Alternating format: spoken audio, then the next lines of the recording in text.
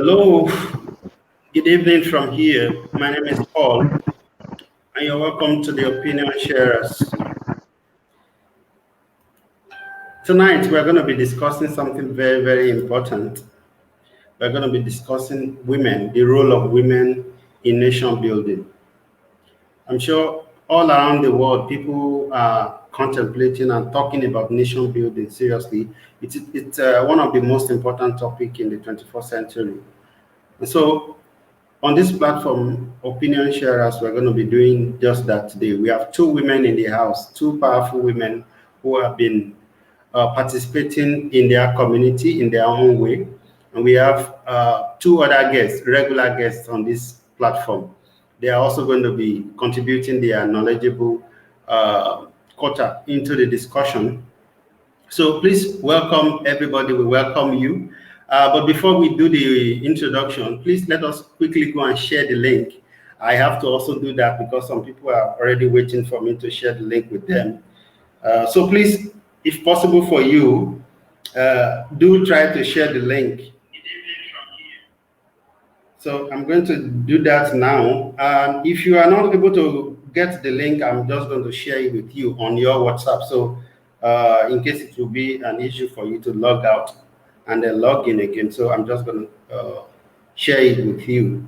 Then from there, you can just click the link and click on the link and just share it to Facebook, and then you return. I hope that will make it easy. I hope. Okay, I'm sharing it with the village boy.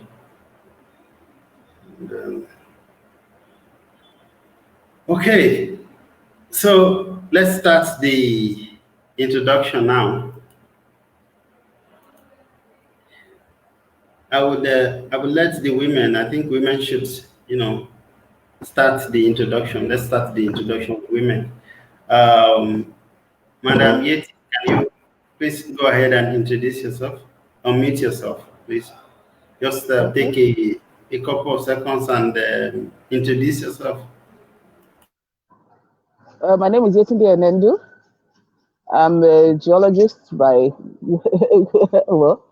I read geology, but I'm a baker and a caterer by occupation. And that's about it. All right, thank you so much, Mrs. Yetunde. And then let's have Esther. Nurse Esther, please go ahead and introduce yourself. Good evening. I'm Ogule Esther. I'm a nurse by profession. Okay, she's a nurse by profession. Hello. Let's have the village boy introduce himself. Well, I think you already introduced me. Okay. Yeah. He is the village boy. Then, Michael, go ahead and introduce yourself. Well, I think I would love to use the approach of the village boy. You've mentioned my name, but beyond my name, I'm a Nigerian, and I'm a policy actor. I'm a lover of women, girls, and of course, I've seen a lot of things as it affects women in nation building. So we have a lot to say on this platform. Thank you so much.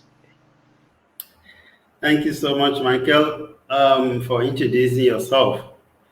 So, okay, let Michael still take the podium. Michael, I need you to please quickly do a rundown in terms of data as it regards to women, both worldwide and, at our own constituency.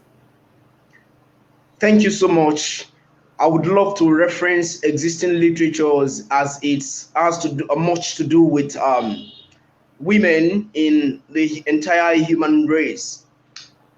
I read, under international standards, both men and women should have equal rights and opportunities to everything worldwide, most especially to participate fully in all aspects and at all levels of political processes and nation building in general. Globally, women constitute over half of the world's population, and contributes in a vital way to the societal development generally. In most societies, women assume some key roles, which are mother, producer, home manager, community organizer, socio-cultural, and political activist. Of these many roles mentioned, the last has been has been engendered by women movement. In line with global trends, Nigerian women constitute nearly half of the population of the country. But despite the major roles they play in their population, women roles in the society are still yet to be given recognition. This is due to some cultural stereotypes, abuse from religion, traditional practices, and patriarchal societal structure. In Nigeria, the awareness about the role of women in development of a nation came up in 1980s. The International Conference of Women in Beijing 1995 enhanced effective participation of women in politics in Nigeria. In Nigeria, about 51% of women are involved in voting during elections. Despite this, women are still underrepresented in elective and appointive positions. Available statistics revealed that overall political representation in government of Nigeria is less than 7%. This shows that Nigeria has not attained the 30% affirmative action as prescribed by the Beijing Platform of Action. Nigeria has been recording low participation in women in both elective and appointive positions, and of course, by extension, to other African countries. This is growing concern to many. However, concerted efforts have been made by government and non-governmental organizations to increase the level of participation of women in societal building, in line with the declaration made at the Fourth World Conference on Women in Beijing, which advocated 30% affirmative action. However, Nigeria and other countries have not taken into much consideration the 35% affirmative action as it applies to political environment of their country, except for few African countries. Women, the underrepresentation of women in political participation gained root due to the patriarchal practice inherent in our society, much of which were obvious from pre-colonial era to date. However, the reintroduction of democratic governance has witnessed once again an increased but dwindling participation of women in the nation building process. Thank you. Thank you so much, Michael. All right. That introduction, I believe it's very detailed. All right.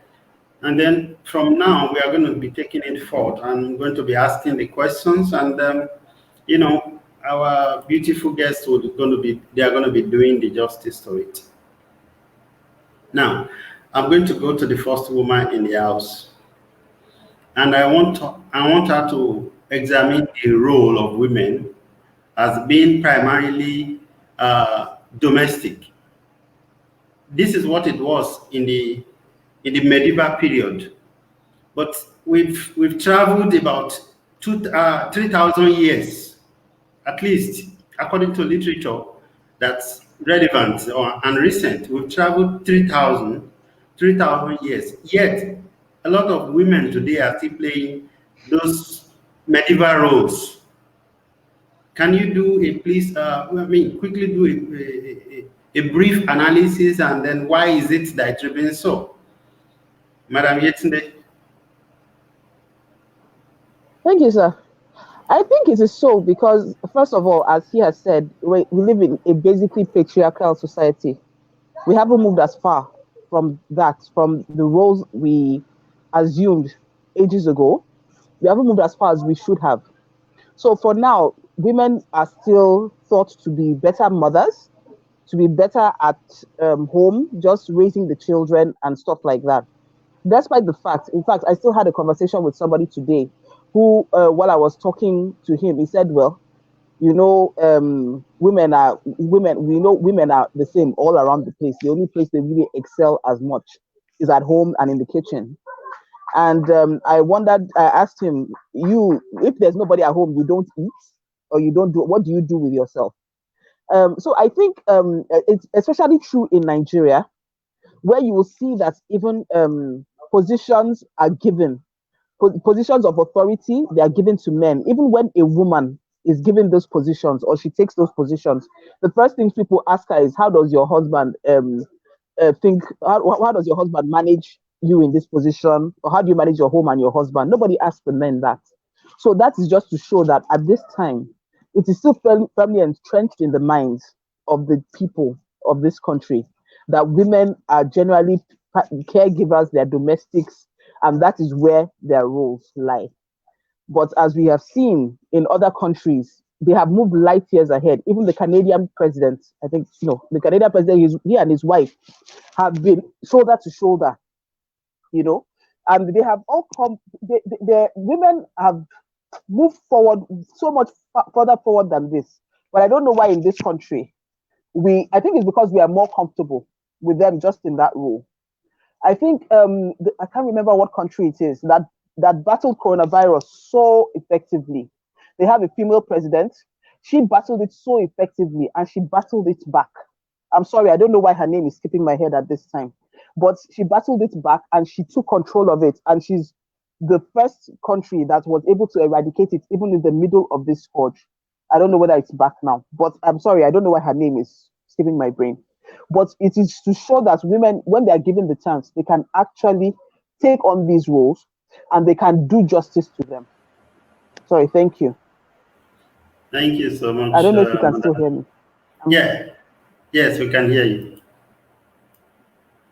Yeah, I can hear you. So thank you very much for doing justice to that. I'm going to be excuse me. Okay. So I'm going to be talking to Esther now. In the contemporary Nigerian state or Africa, religion and culture and tradition, these are basic things that defines who a woman should be. All right. So I want you to do a brief examination into how do you perceive the roles that these institutions have conditioned women to. And if you Thank don't you agree, very much. you may not view it as such that it's religion, tradition that has conditioned women. You're free to disagree with my statement. Okay, thank you very much. For me, I've always used my social media platform to project causes that actually affect women. And there was a time that I actually put it there that there's a way tradition, culture, and religion has sidelined the female gender. And so that's actually how it is. For me, religion has actually made you get to some churches and you see that most of the pastors or most of the associate pastors are men. I'm not trying to be gender biased now. I'm just trying to explain that there's a way religion has actually put women like to be something like inferior, because we can actually see that being a woman does not mean that we do not have capabilities, we do not have abilities to offer the society and even the world at large. And then you see culture. Culture is one major obstacle to how far women has actually developed. Like there was a time the culture that is that when a girl reaches the age of probably 13 or 14, she's taken away from her parents and then taken to a priest. So this priest would forcefully rape the girl, give birth, and then the girl begins to procreate as early as 14, 15, and so. You see, that's how much culture has actually affected us. So you get to some parts in West Africa too, you see that there's this female genital mutilation culture that people still do. And all of these harmful traditional practices, they have effects on the girl child. Number one, it affects the health of the child. Then the child grows up to actually have low self-esteem and low self-confidence in herself. So these cultures are actually not, like, they are not actually permitting women to express themselves. Like, let me read some of the data that I have here. It says that in Uganda, women cannot eat chicken wings. Otherwise, they would fly like a chicken and not be submissive, especially in bed. Another culture is physical abuse. In some cultures in West Africa, women are to be beaten at least once in 3 months in order to remain disciplined. So if they are not beaten, the women can actually ask for it. You see how culture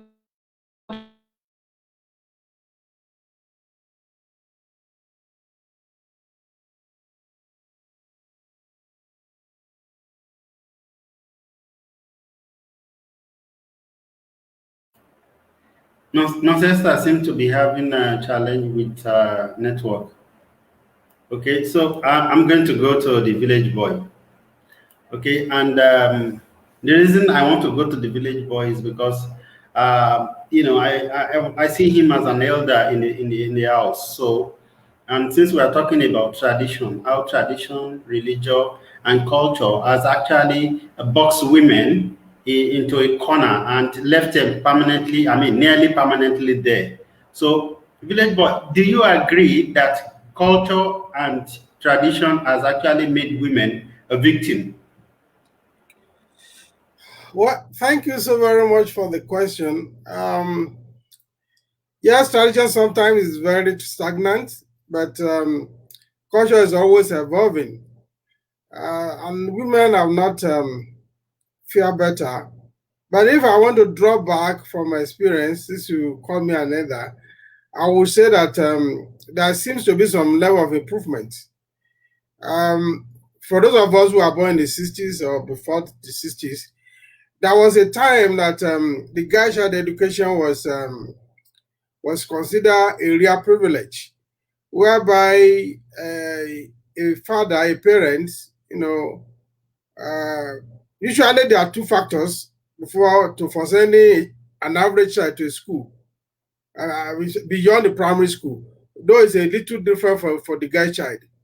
For average child, you say if the child is good academically and if the parent can afford it.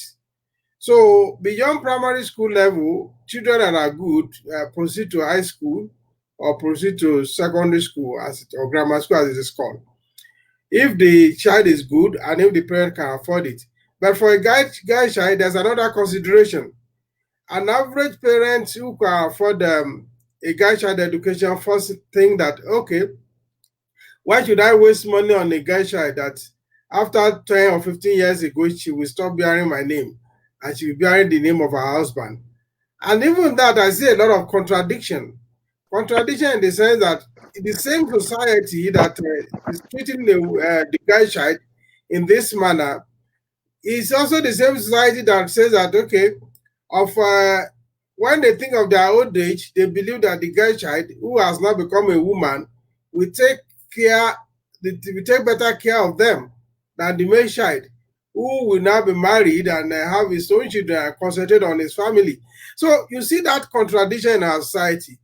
One, you don't want to train the girl child because she will bear somebody else's name.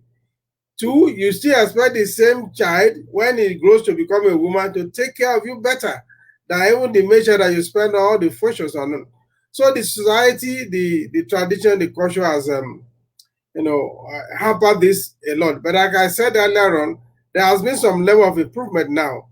For now, especially in the eastern part of the country, after the Civil War, the population of children going to school, to higher institution, are more females than males. Most of today now, in the eastern part of Nigeria, if you look, I mean, I don't have the actual statistics now, but the ratio is almost like 70 to 30. 70% girls go to school as against 30% boys. Then in the traditional society, The one that you might say have done a bit better is the Yoruba, for instance, the Southwest. In every town, in every village, in every city, you see the council of chiefs. You have the Oba and the chiefs. Then you have only one female, which is usually the yellow day. So it's always one. The chiefs could be up to 6 or 7 or 8, but it will always be one woman, which is very, very disproportionate. But in the north, of course, I can't imagine a female in the Emirate Council. I'm not sure that will happen. I'm not sure that is happening. Then I can also imagine the Council of Elders in the eastern part, where the Igwe stand.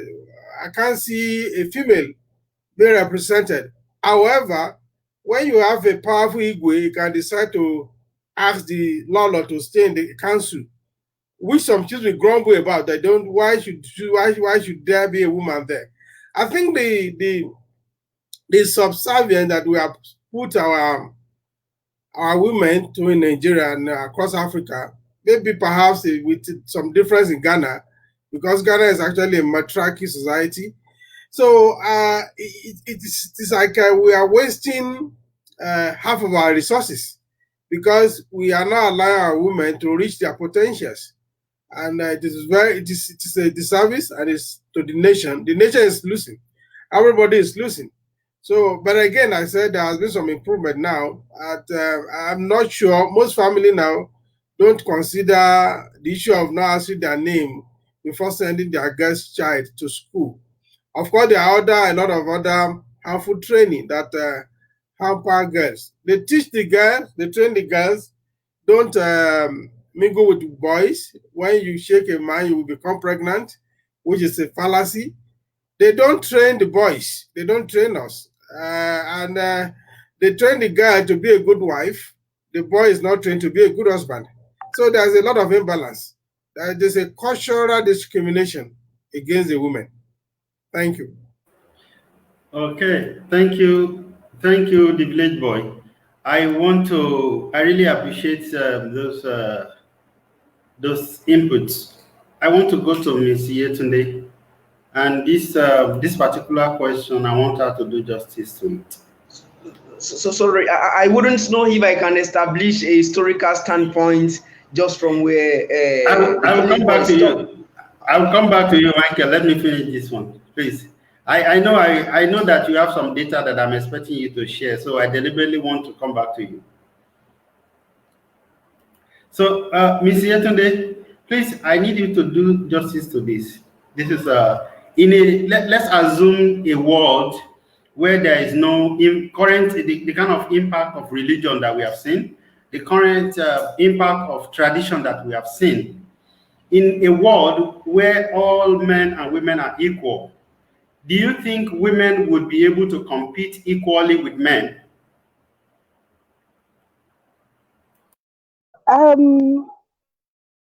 Yes, I do. Yes, I do.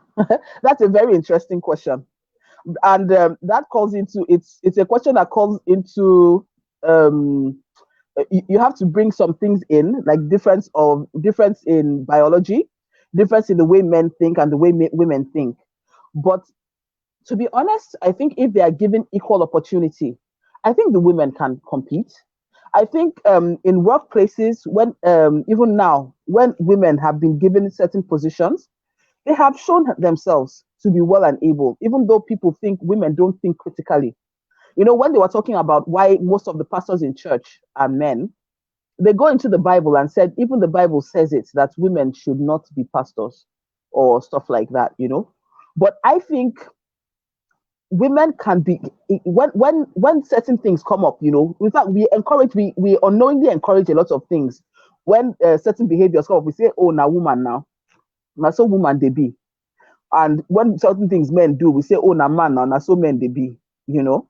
We give that demarcation, and we don't even know that we are actually pushing this narrative of maybe men are a certain way. So when you are asking this question, we have to ask, is it that men are more critical thinkers? Are they more logical? Do they see things better than women do? And the answer in looking at everything is that human beings are simply human beings. There are some men, I've seen men that have done very foolish jobs at what they were given, and I've seen women that have done foolish jobs as well. But I've seen both genders do excellent jobs. So if they actually just put them head to head based on their abilities and based on what they can do, of course, I think they can compete. If they removed every other thing, the biases, the religion, every other thing, I think they can compete very effectively. Okay, thank you. That's interesting. Very, very interesting. Now I'll go to Michael. Michael, I'd expect that you have some more information you want to share with us. So, whether historical or experience, I was actually looking at you coming to give us like an update. Since Michael is a researcher, he goes about into those nooks and crannies of Nigeria, and he sees things. So I'm expecting that he would share some personal insight with us in terms of what's actually obtainable with relation to women development and participation. Yeah, thank you so much. Let me say this at this point that I will sound a little philosophical and historical in my statement. What do I mean? There are certain school of thought because I'm working on gender related issue on a project that I'm handling presently, and that has really opened my eyes to certain realities, as it's as much to do with the role of women in the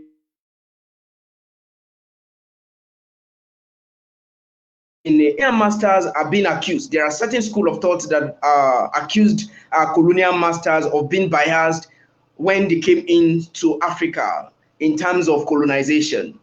In the pre-colonial Africa, history has it of the role that women played in the nation building. And of course, coming back to Nigeria, we know the role that the Queen Amina from Kano, I think from Zaria, that she played in building the socio-political structure of old Zaria of Zaria. Then, when we come to Southwest, we know the role of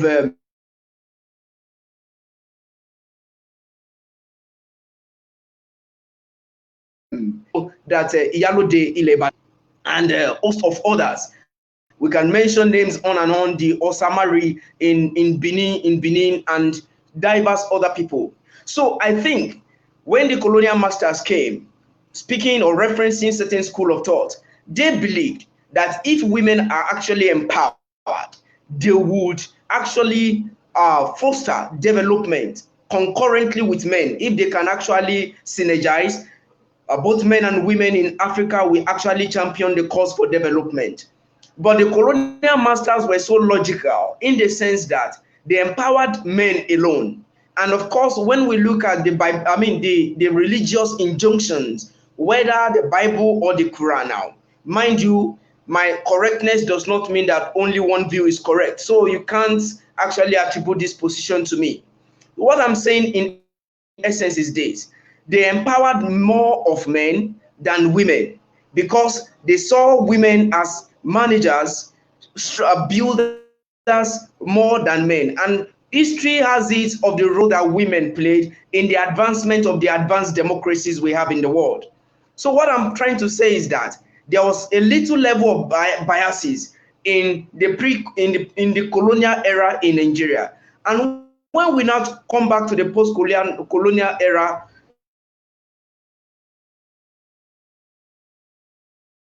the sub-colonial era actually limited their strength during the colonial era and of course the post-colonial era, which we are all discussing about today. Having said that, or be that as it may, now let us come home.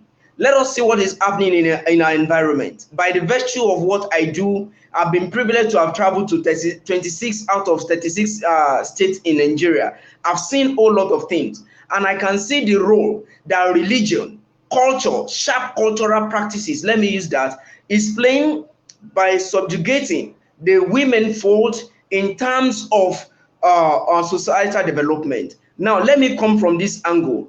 For us in our respective homes, or even if you go to hospitals, women are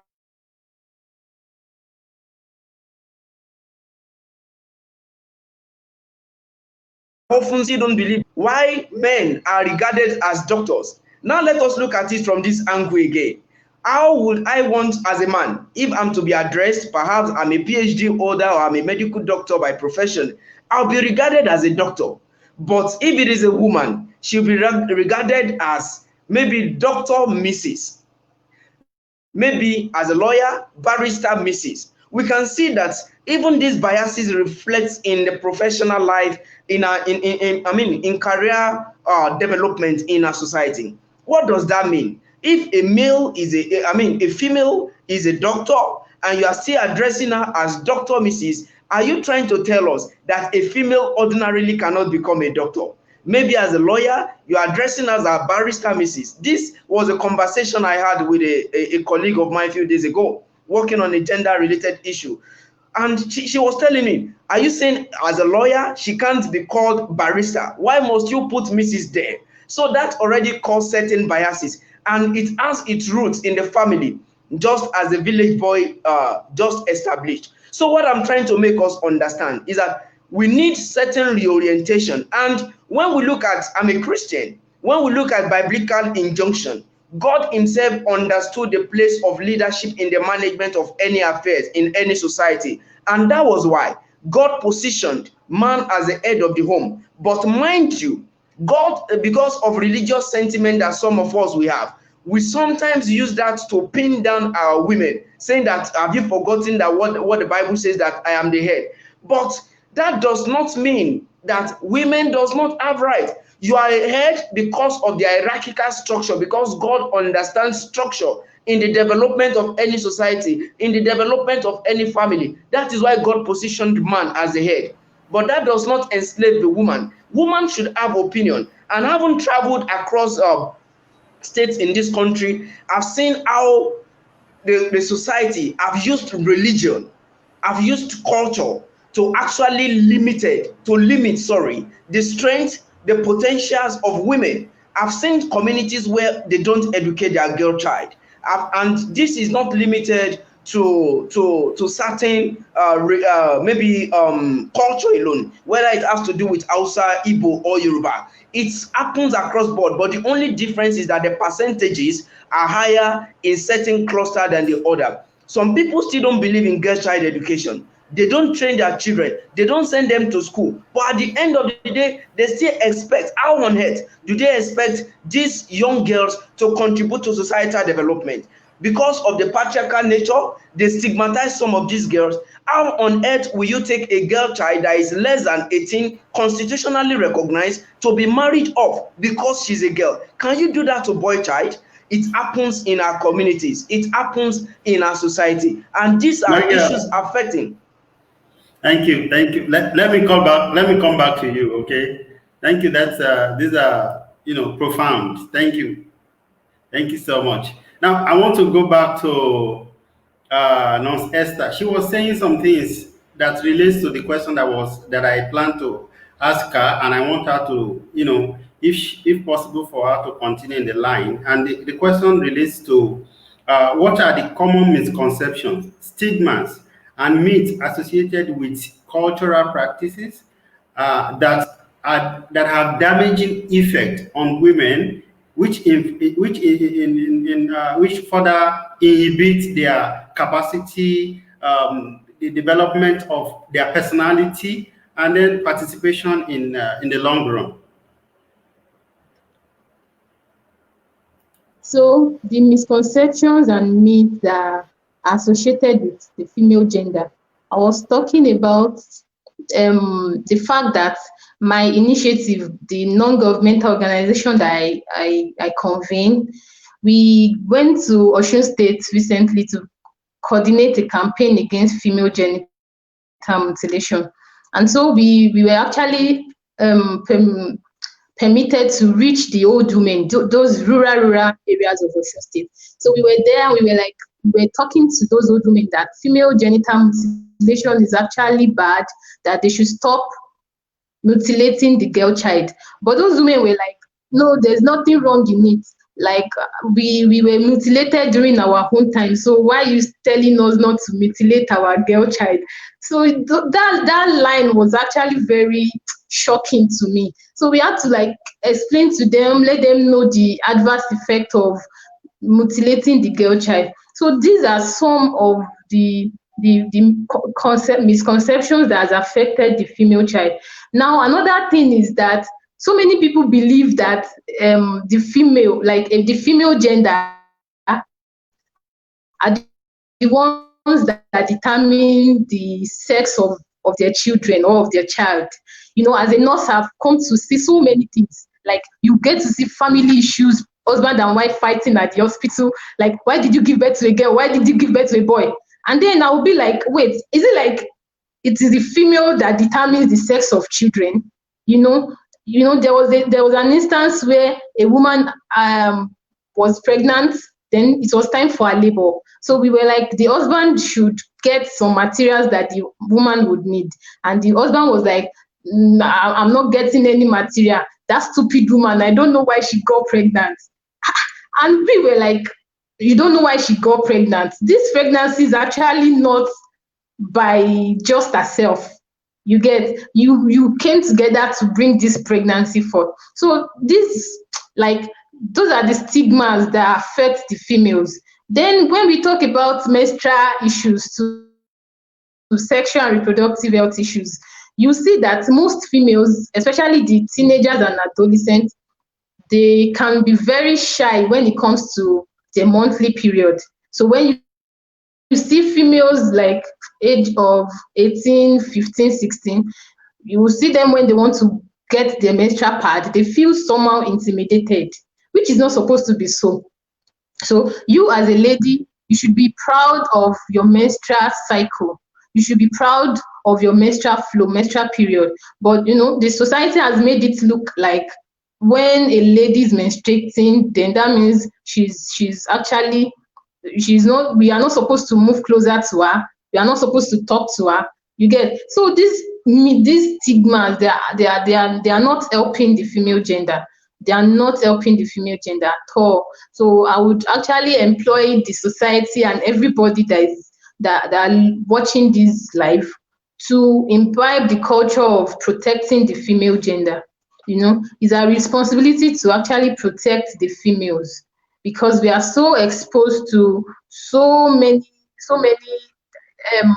negative traditional practices, negative effects. So that's why you see females, like in a congregation of men and women, you would, if you notice and study the pace very well, you see that women tend to be very quiet and coordinated. Because why? They don't want to talk. Like they don't want to talk. They don't know how the public or how the audience would actually receive the values that they want to give. So that's why I'm actually employing everyone to like create a hedge around the female child. You know, they are exposed to sexual abuse, physical abuse. You know, men tend to actually grade their sexual prowess by inflicting pain on the girl child. And these are so wrong. They are very wrong. They actually intimidate the girl child. So thank you. Thank you, Esther. Thank you so much. I want to go to Madam Yetunde now. And the question I want to ask her, this is based on a research that was conducted by,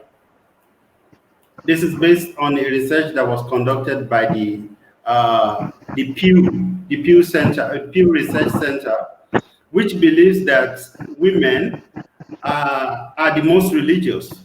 Okay, women are the most religious.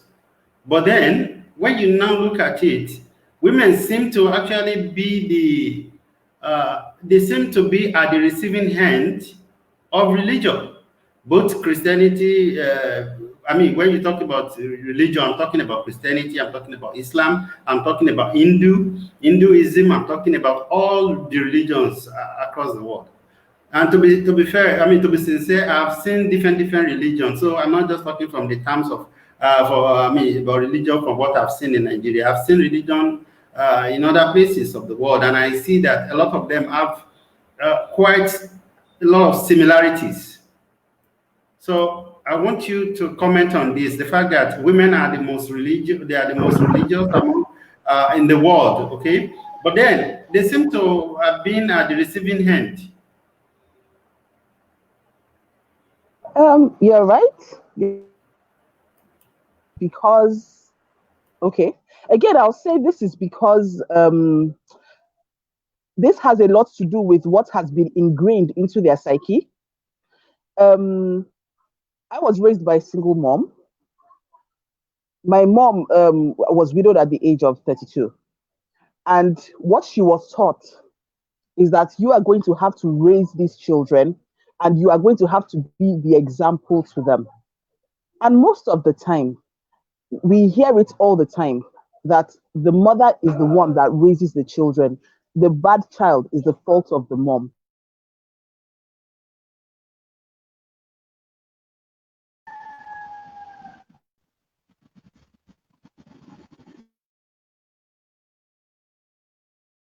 Uh, I think Milton Day is having some challenge with the network there.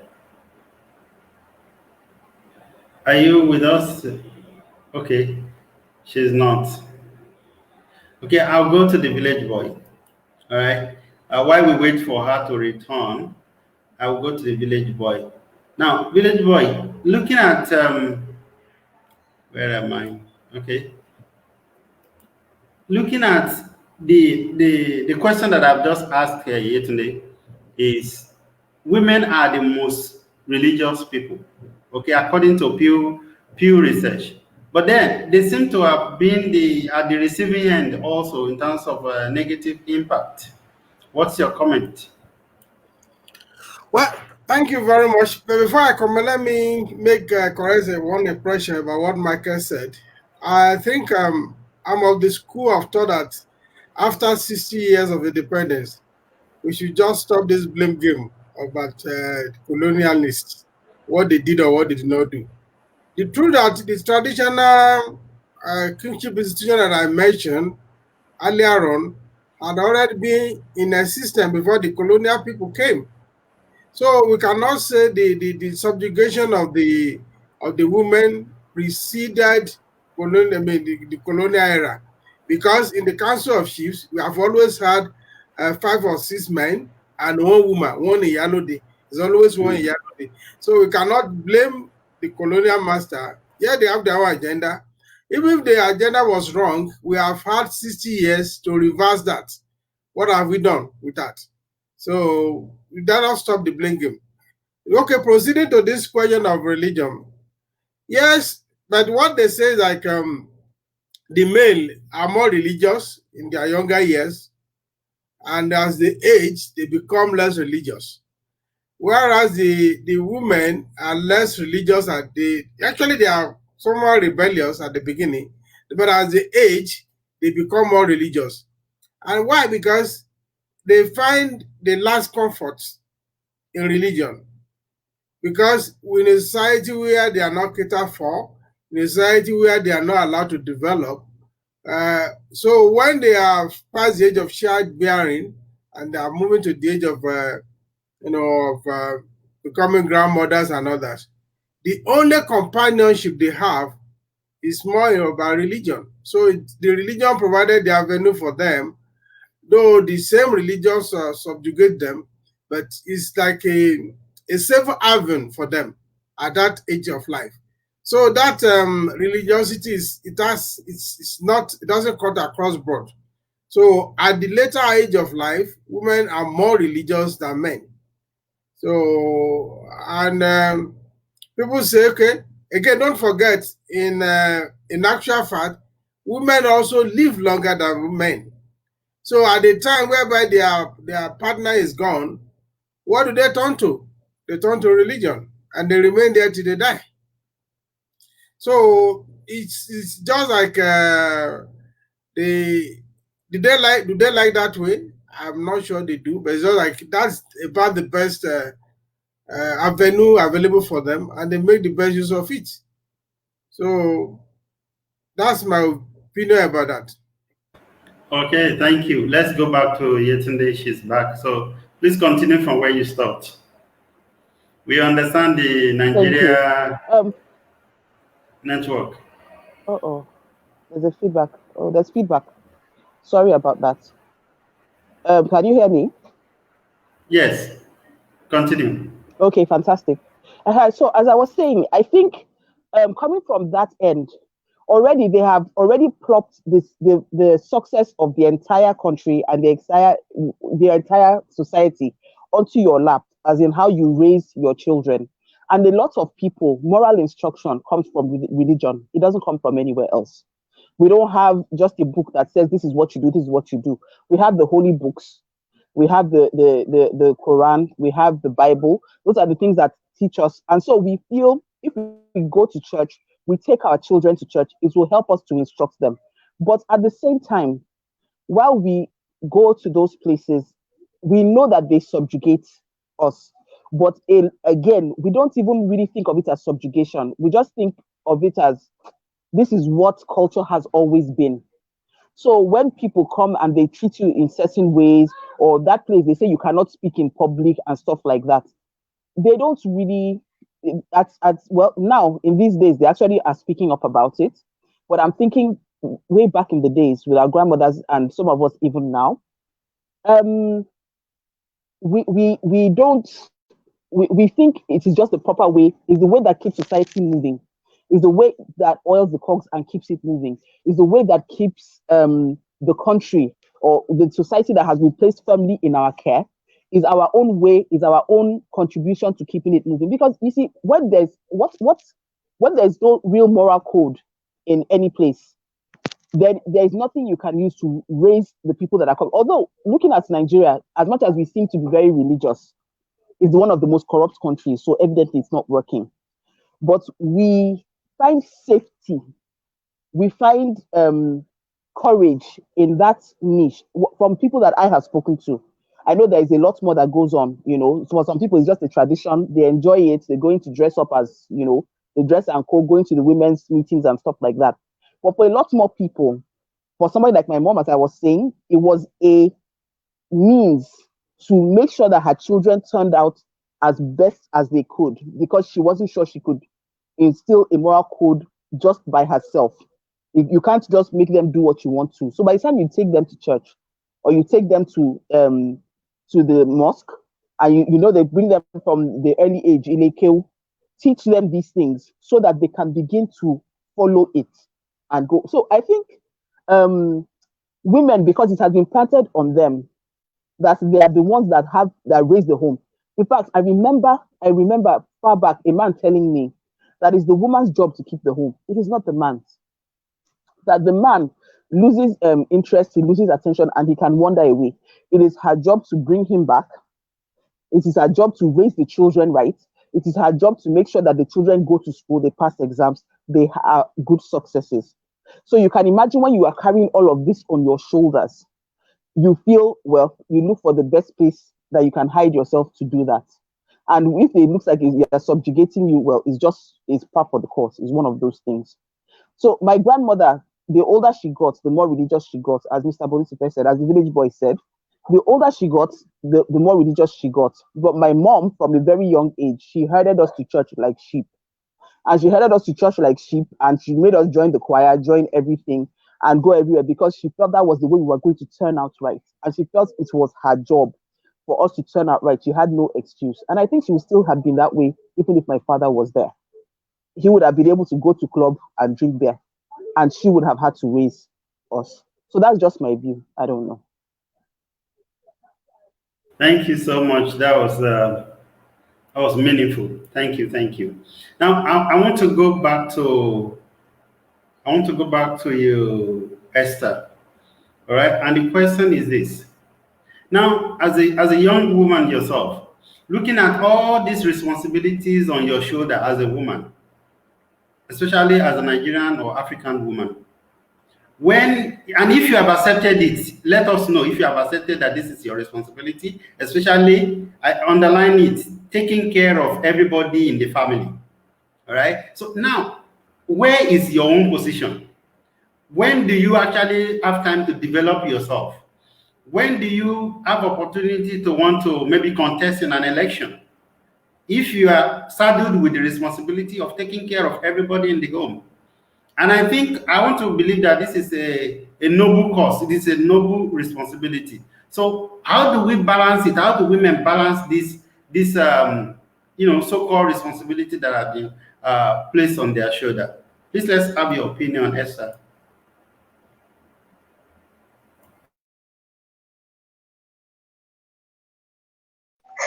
Like, well, to me, I can understand the responsibilities of women, from domestic to taking care of the family of the child, and then taking care of the husband, the man himself, because we actually take care of men too in marriage.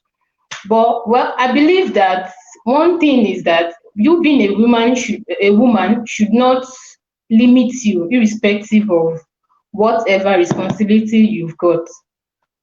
So the first thing is actually know what you want to become in life. You know, we are first of all women before we became wives, or before we became guardian to somebody or to children. So know first of all what you want to achieve in life. Then be sure of the process or the steps you are going to take to achieve those dreams. Because as for me, I tell my friends, Michael is a very good friend of mine. He knows I have big dreams. I have big dreams, and that's why I'm so careful with the relationships that I make. You know, friendship, relationships, everything. I'm very, very concerned about it. So I think that, well, doing this responsibility should not limit a woman. I've seen I've seen married women who have given birth to children and are still pursuing their careers, are still pursuing destinies, are still doing absolutely well in life. You get, I used to tell, there was a time I posted it on my social media that you being married or you having so much responsibility on your neck does not mean you can't go for that business that you want to go for. You get, or does not mean that you cannot go back to school for your masters, for your PhD, for anything that you want to become in life. So I feel that, well, with the help of God and with focus, determination, concentration, there's nothing that we cannot achieve as a woman. You understand? So I've seen women that gave birth to 6 children, went to school, became a doctor, became a nurse, became an engineer, doing life well. So that's my challenge to everybody, everybody listening to me, that being a woman should not be a limitation. You know, being married should not be a limitation. Having kids to train should not be a limitation. We are the only limitation of ourselves. We are the only person that can limit ourselves. Thank you. Okay, Esther, thank you very much. Now, the question that I would allow to be rhetorical is this: at what cost? I watched my mom went back to school when I was about maybe 15, between 15 and 16, thereabout. Okay, I saw her went back to school, went back to get education, but she almost died. But then if she hadn't done what she did then, maybe she wouldn't have survived today. But the truth is that at what cost? Why should anybody be subjected to that kind of situation? Why should my wife be subjected to a lot of pressure that's religious or society driven, just because she had to be the so-called good woman? Okay, in some of my readings while preparing for this, I saw an example of societies, Christian societies, whereby Mary, mother of Jesus, was the example. Okay, so as a young woman, she's expected to be pure, keep her virginity, and that is the picture that that is how everybody sees her at that stage. Okay, and then after she has gone to, they want her to keep virginity till she gets into marriage. And after marriage, she is responsible for taking care of the children, taking care of the husband, taking care of every other person, even extended family members like the in-laws. Like in Yoruba culture, for instance, you hear Yawowa, our wife.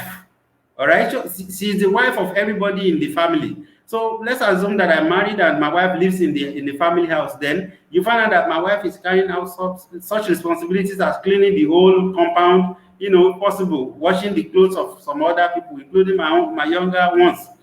This is what was practiced. This is this kind of situation that women were subjected to. Then how do we expect them to meet up, Michael? Yeah, thank you so much. I think there's need for orientation, reorientation, as the case may be now. And I haven't said that from what the culture has, should I say, thrown to our women. There's need for us to, as individuals, one, I'm saying this now to the women fold, to actually understand the dynamics that is happening in the 21st century society. However, I am not saying that being responsible, being responsive, being proactive, or being supportive should not be a factor to be considered in any immediate environment where we find ourselves. But one thing remains, that in any environment, yourself should be placed first before any other thing. I mean, as a woman, you should be the primary for anything you want to do, rather should be primary to you. Every other thing should become secondary. If you're a woman, you want to pursue your career, you want to have your master's, you want to have your PhD, you want to have a sound professional life, nothing stops you from achieving that. However, your role in the home, your role in the family, your role in the community, maybe religious community, cultural community, that should be treated as a secondary factor.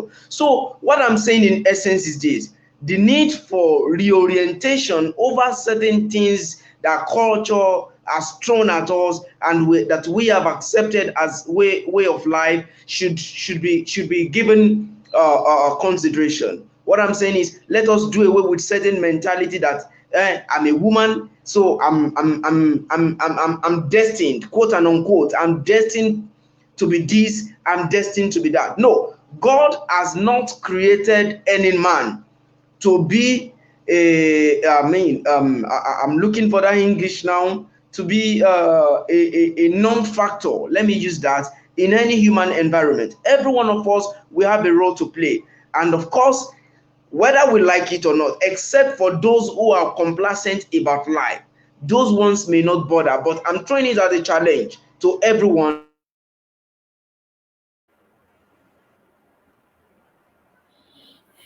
Okay, I think Michael is Society. also. Thank you. Okay, thank you, Michael.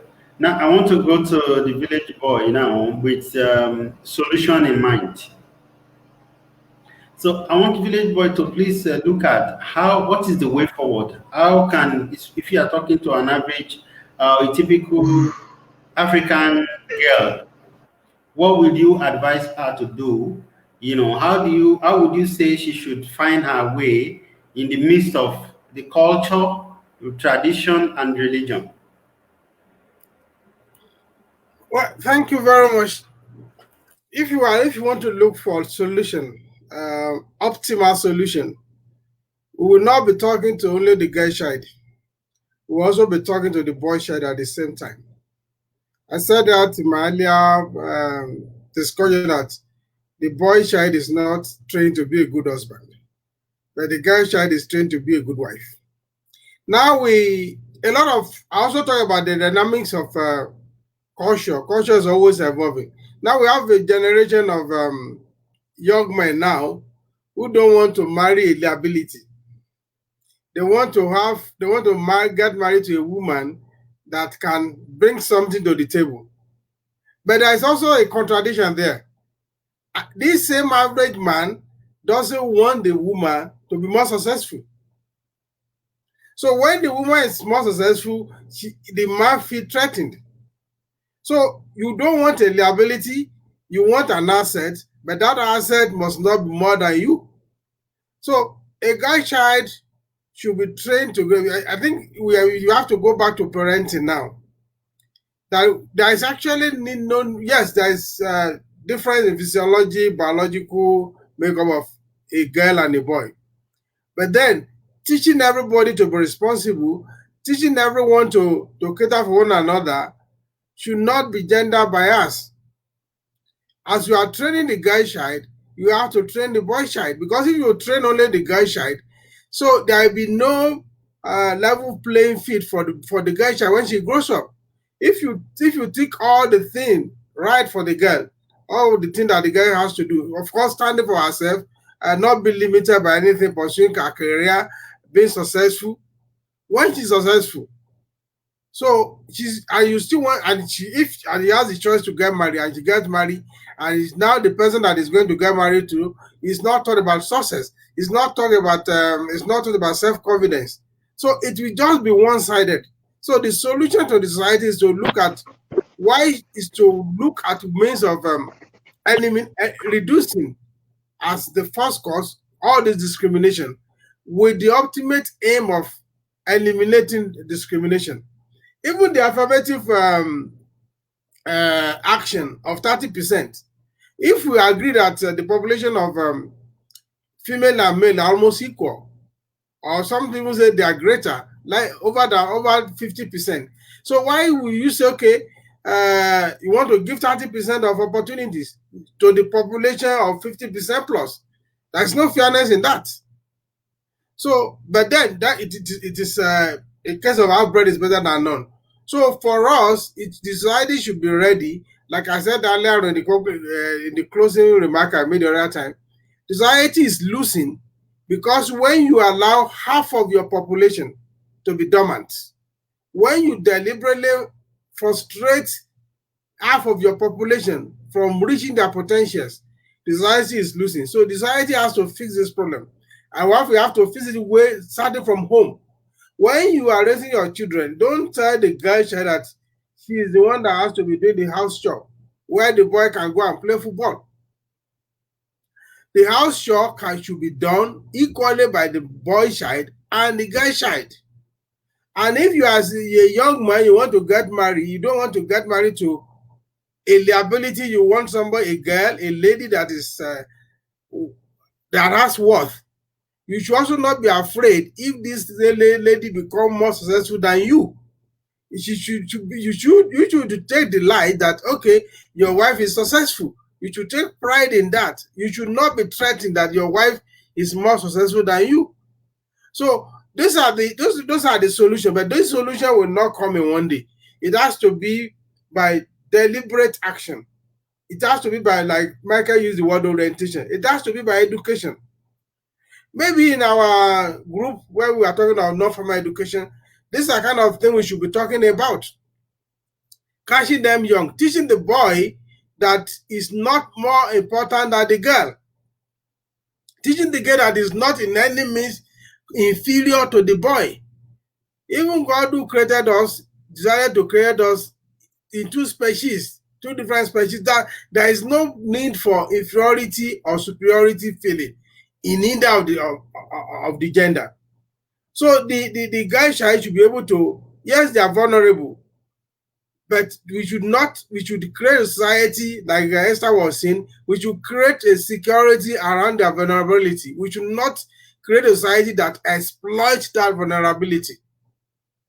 So this is a thing I think society has the role to play. But again, there will be a challenge, because people don't give away what they enjoy easily. Men, patriarchy will not give out their unfair position. They will not just hand it over to women. There may be some places where they have to fight. But let parents of goodwill who have younger children, either boy or girl, train them to be responsible. Train them, allow them, expose them to issues of life, to finances, to responsibility, to house chore. A boy should know how to wash his clothes. A boy should wash plates as much as a girl should do.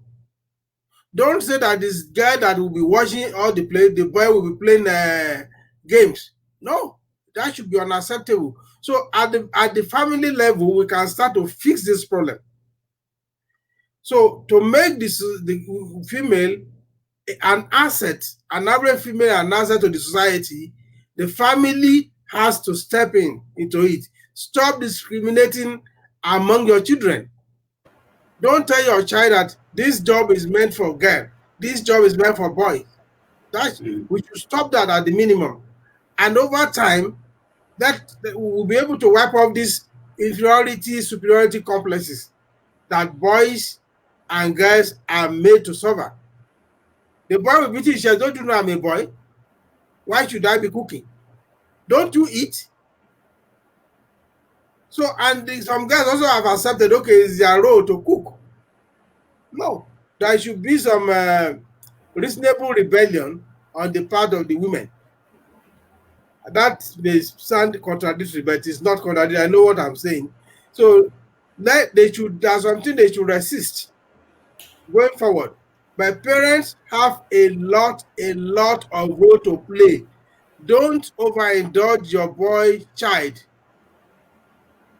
Don't pamper the boy child and enslave the girl child. You are damaging the girl child inwardly. And when the girl child is damaged, she can only give what she has. And society is losing by the approach of parenting. So I think the major problem, the major solution is true parenting, effective parenting, balanced parenting.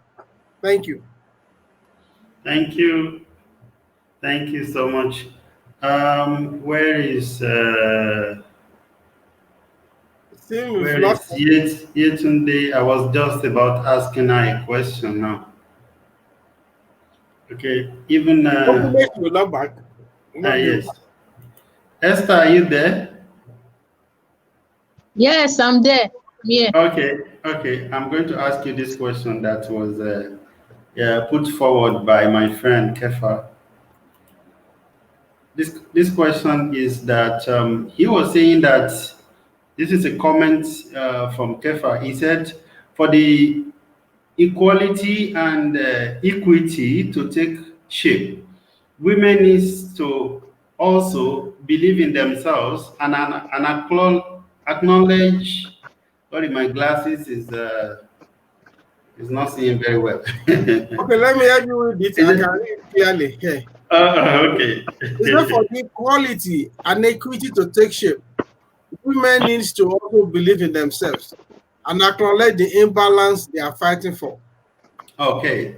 Thank you so much, the village boy. Now, Esther, how do you, as a young woman, how do you think you can inculcate and help other young women to achieve what Kefa is pointing out to here, in terms of women believing in themselves, starting with self-awareness, and then believing that, because there's what we call learned helplessness. Women also accept this this position in the society. Saying I'm a woman, so this is expected of me. Then, they accept that this is where they belong, and they don't do anything about it.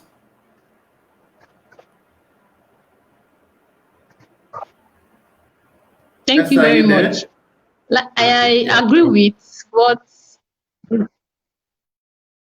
Yes, I'm here. Yeah. So I agree with what the village boy, permit me to call you that name, sir, I said. See, this thing is about intentional parenting. You don't need any permission. That's my name. Sir? You don't need any permission. That is my name. This thing is this. All right, sir. Noted, sir. So this is about intentional parenting. It's not just about giving birth to children. It's about learning to consciously train them to be good and people that have a very high self-esteem.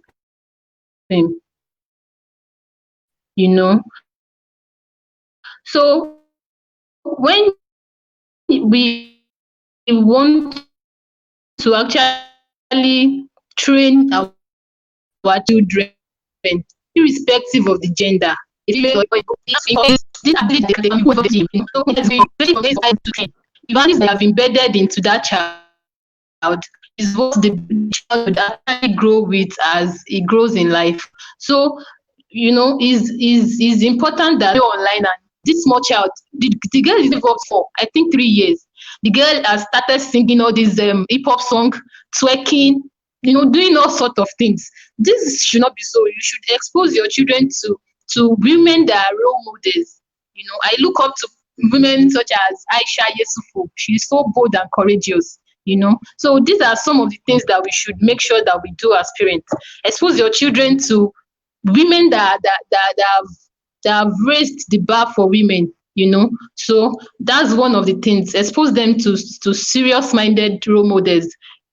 Caution them on what to watch, tell them what to do, correct them when it's necessary. And then as they grow up, they would have this mentality to actually achieve whatever I want to achieve. So I believe that's very important. The main thing is intentional parenting. Train your child well. Like the Bible has said, if you train your child well, the child will grow up to be somebody important in life. So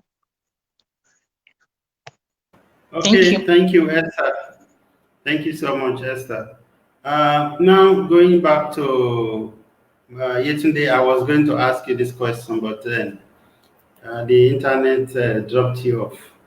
I'm going back to you. Now, the question is this: how can we encourage more participation from women when we look at in terms of economy, politics, and other vital positions in the society?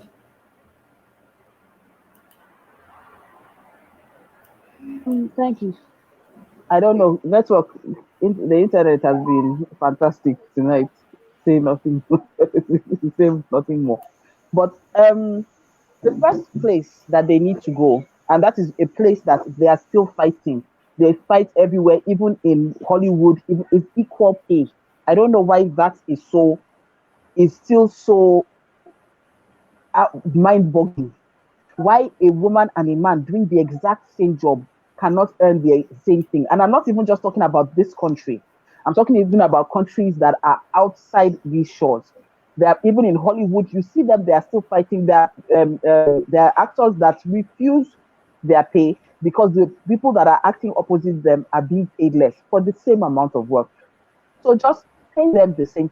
And then you have to take into cognizance that it doesn't really matter what we say. Men and women are different. A woman is going to be the one to carry the baby. She's going to be the one to have the baby, and she's going to be the one to breastfeed the baby, even if she wants to have a nanny. So you have to recognize that when women are going to come forth, some of them are going to come with their children. Make adequate preparations for these kind of things. More in work crashes, more in work what they call it accommodation or things like that, and to destigmatize women that are actually taking the time to take care of their children and work at the exact same time. You ask at a certain time, can, are women ready to shoulder the burden? A lot of the time they don't really have a choice due to biology. They will shoulder it. They will try to work and they still have to take care of the children and the home regardless. But the truth is, the man has to enter and do his own part there. But that's another story for another day. The way to encourage these things is even from our own homes. The men in the homes should be able to step in and say, wow, you've been very busy all day. You are coming in, you're exhausted, you haven't eaten. I will take care. I remember a long time ago, a friend of mine was telling me about when she had a job and her husband didn't have a job. She didn't handle the children. She would just get up in the morning, take her bath, and go to work. And whenever she came back from work, there was food and there was hot water for her to take her bath. And she would eat, and while they were talking about what happened during the day, she would fall asleep. And because of that, she was able to rise so high because she had the support she needed. So I think we should support them and we should stop asking very inane questions like, okay, so how do you still kneel down to serve your husband food, or do you still cook for the home? Those are questions that are so they don't really matter. They still, we don't know it, but what they do is that they still pull the woman down and still put her in the role of that domestic whatever and homemaker. They are none of your that she still cooks or whatever it is. face her, ask her about her job, face what is important, ask her about her job. So I think at some point, even as a society, we're going to have to take our eyes away from thinking the women belong in the home and recognize that their roles, while they have to, there are some roles that men cannot take over, but with support, they can do as much as possible. So it starts from the home, goes into the office, it goes even higher, and it also goes into the policies, all the policies that have to do with paternal leave, so that the man can lend a hand. It goes deeper and deeper and deeper. So I think we all have a role to play. But the truth is, they will need a lot more support than they have been getting if they want them to actually enter and participate a whole lot more. Thank you so much, Yetunde.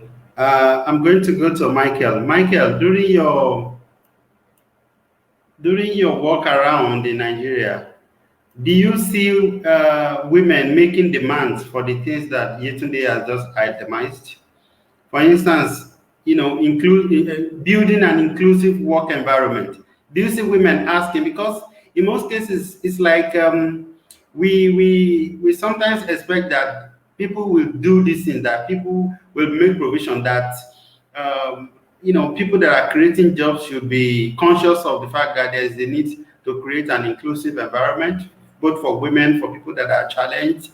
But in most cases, it doesn't happen. Even in politics, men in politics don't create an inclusive environment. But then there's a place of asking. Are we making demands? Are we asking? Are we saying we deserve this, or these things are not in place? Because these people may not know. Or maybe they know, and they are not doing it. So I think Michael is just joining. You probably missed my question. Michael, are you there? Yeah, I am here. Okay. Did you hear my question? No. Okay. My question is that Yetunde has mentioned the fact that we've not created an inclusive environment. And I'm saying, are women, in your experience of traveling around Nigeria, do you think women are making demands for an inclusive environment? For instance, she talked about maybe an environment that permits women to bring their young babies to work. Okay, maybe they have crèche. There are institutions, big organizations now, they are creating that around the world, whereby they have a small crèche where women can put their children and they go to work and they come back, and they create an inclusive holiday structures that allow for women and men and their husbands to be able to, share roles. Do you think Nigerian women or African women, I know Michael has also been traveling around Africa and engaging with a lot of people around the world. Do you see women, African women, making demands for this inclusive structure? Yeah, thank you so much. I think it's we go to state that women are actually making demands, but the proportion of those making the demands rather, is highly insignificant compared to other proportions that are not talking about their rights, about things that has to do with their well-being. And permit me to state one of my philosophies here again, that there is nothing for us without us. So in something being for us, we have a role to play as individuals, as community of women, to actually press for what actually belongs to us. And in doing this, I think it has much to do with the policies of government. And the policies of government, in the sense that it is only when a policy is formulated that gives room for women to actually get certain rights and privileges under the law, that is when they can actually enjoy certain things as it relates to them, and then their social or economic well-being.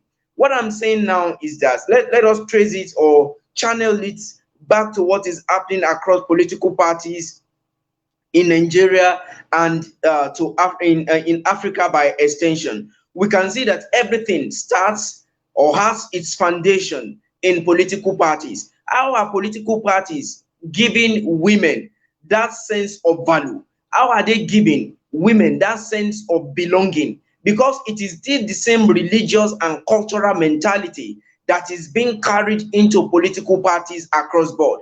So once women are not given that opportunity from that foundation,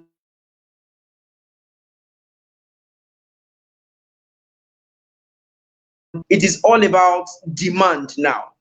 When they are not demanding for it, their place, when they are not I mean, like, they will say that power is not given, it is taken. When they are not trying to hold that possession, to are trying to hold firmly that, okay, this is our stand, we want this to happen, we want that to happen, the basis is from the political party. So once they have a very strong foundation across political parties, it will be very easy for them, okay, to join the policy actors, whether as executive, whether as legislators, to come up with certain policies that will affect their social and economic well-being. But in a nutshell, women are making demands. I'm sure that the likes of Obieze Kwizele, the likes of Aisha Yesufu, and all others actors in the community of women actually doing, and civil society actors as well, they are trying to push for all of this, but the population is highly insignificant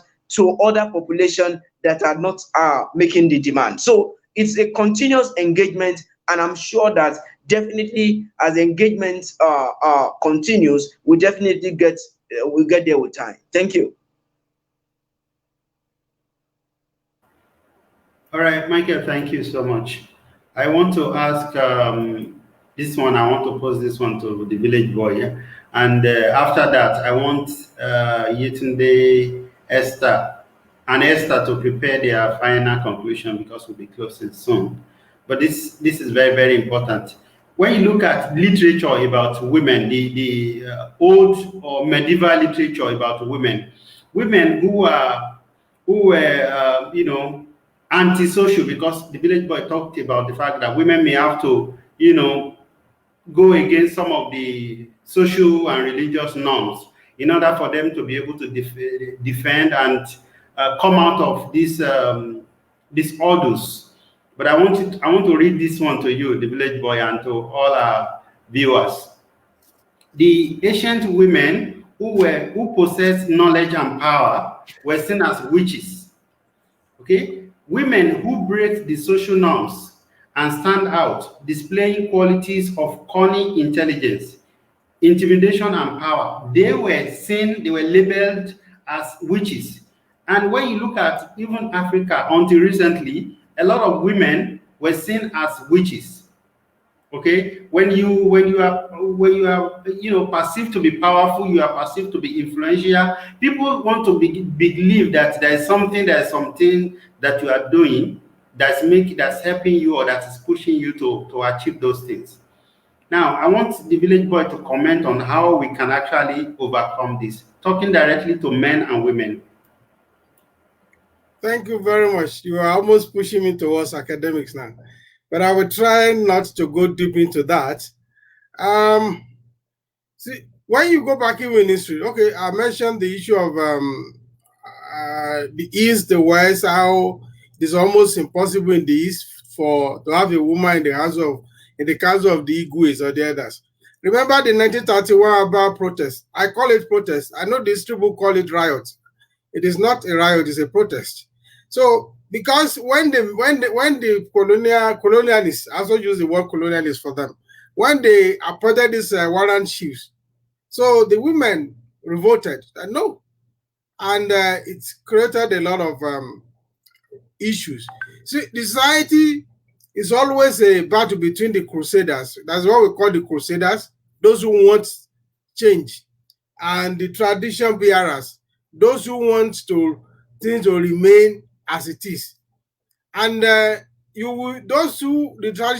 tradition bearers are usually the ones that are benefiting from how it is now. So, and they don't want to let go that benefit. So the crusader also are those that want something new, something better. But I always advocate for a middle of the road for both. So you shift base from those sides. Either extreme is very, very dangerous. For instance, patriarchy is bad. Feminism in its extreme it can also be very dangerous. I align with feminism because it also aligns with my critical theory leaning. So when people come, even when Martin Luther came and wrote those his thesis, the Catholic Church regarded him as a rebel, and they expelled him, they excommunicated him. But that is what also today give every Christian access to Bible. Sometimes you want something fundamental to occur, you must do something very unusual. So it doesn't matter the labeling. The labeling is not the issue here. What you are able to achieve at the end of the day is what is going to matter eventually. The truth is that men have enjoyed this subjugation for too long, and I'm not sure that a sizable number of men want to let go. So, but there are few ones that are still in support of women having a better leverage than they have now. So, what the women can kind of partner with those who support them, not minding whatever labeling will come. So if you are afraid of the labeling, then they will not be able to do anything. And the situation will not get better, the situation will get worse. So I'm not overtly teaching rebellion, but I'm teaching that there should be some way to shift the pole from the two extremes and have a common ground, whereby what Michael said, which can also be achieved through advocacy. When people don't demand for these things, other people don't just do it. So you have to demand for it. You have to demand for it first in a decent manner. If it doesn't work, then you look for other alternatives to demand for it until it is done. The truth is that it's not going to be an easy handover. It's not that men will just take over all their privileges and hand it over to women tomorrow. Say, okay, we have enjoyed patriarchy for so many years. We are tired of patriarchy. Now we know that women should be valued. This is our right. These are our privileges. We give it to you. We don't want it again. It's not going to happen that way. The women will have to do some fighting for this. Women also will have to collaborate with men who share the same, who support them. People like us can be counted to support women for their emancipation. So, and for us again, parents, especially parents who have boys, train your boys to be responsible. Train your boys to respect, to give honor to women. Train your boy to not to feel superior over girl child. Yes, we are made differently, but we are made to collaborate. We are made to achieve synergy. The truth today now, because of this disparity, humanity is not achieving the synergy it ought to achieve, because there is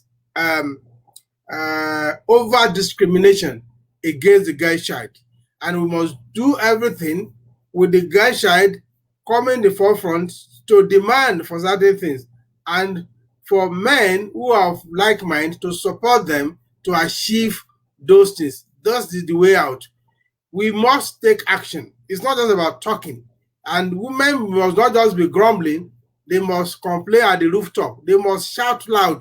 They must let the society know that, look, hey, we are tired of being treated this way. Things has got to change. They have to demand for those things. Thank you. Thank you so much, the village boy. Now we are coming to the conclusion of this very important discussion. It's like a community meeting or a village meeting. If there's any one of us who have a village setting experience, I do, So I am proud to have said I spent my first 20 years in the village. Okay, so I'm going to be calling the two women in our midst to give their closing remark.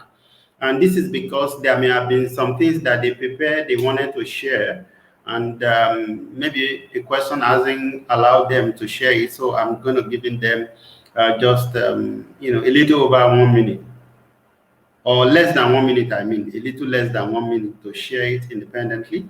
And I want to especially thank our contributors from the comment and liking section. They've done a very good job. Thank you very much. We're seeing you. Thank you, Chineyenwa. Thank you so much, Chineyenwa Dorothy, and Adeshola Renuga. Thank you, Adewale. We have Arun. Thank you so much. And then there's Kefa, who is my friend, Timileyi, who is also a regular contributor on this platform. And then, okay, those are the people, the major people who have participated in the comment sections. I want to say thank you. We are going to be taking this topic forward, and during the next discussion or the next meeting, that we will be looking at the role of women as it relates to relationship.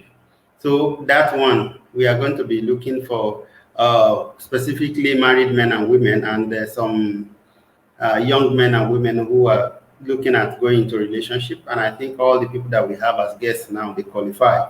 But we are also open to taking in more fresher faces and the ideas.